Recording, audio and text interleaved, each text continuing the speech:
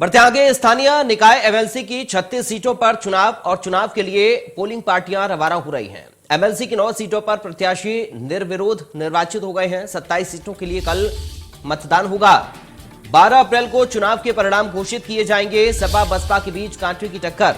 तो एमएलसी की 9 सीटें ऐसी हैं जिन पर प्रत्याशियों का निर्विरोध निर्वाचन हुआ है। बीजेपी के प्रत्याशी यहां पर निर्विरोध चुने गए हैं। 27 सीटों पर वोटिंग होनी है।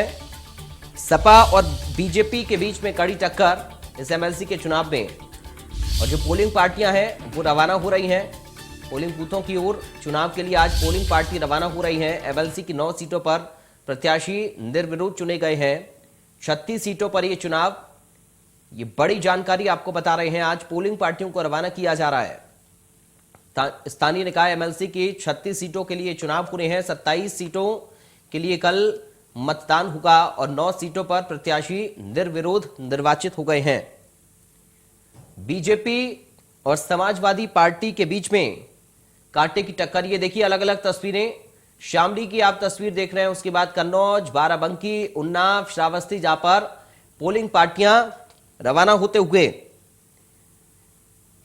5 अलग अलग शहरों की तस्वीरें हम आपको दिखा रहे हैं, जहां पर चुनाव की तैयारी के लिए पोलिंग पार्टियां रवाना हो रही हैं। बीजेपी और सपा के बीच में कांटे की टक्कर इस चुनाव में देखी जा रही है। 36 सीटों पर चुनाव, जिनमें से 9 पर निर्विरोध निर्वाचित हो गए हैं प्रत्याशी और 27 सीटों के लिए यह चुनाव होना है। और आज पोलिंग पार्टियों के रवाना होने की ये तस्वीरें इस वक्त अलग अलग जगहों से सामने आई हैं। देखिए एक शामली की तस्वीर हम आपको दिखा रहे हैं, उसके बाद कन्नौज में देखिए पोलिंग पार्टियां बसों के जरिए अपना अपना सामान लेकर रवाना होते हुए। उसके बाद बाराबंकी की तस्वीरें भी कुछ इस तरीके की सामने आई। उन्नाव में तस्वीरें आप देखिए, उसके बाद श्रावस्ती की तस्वीर आप देखिए।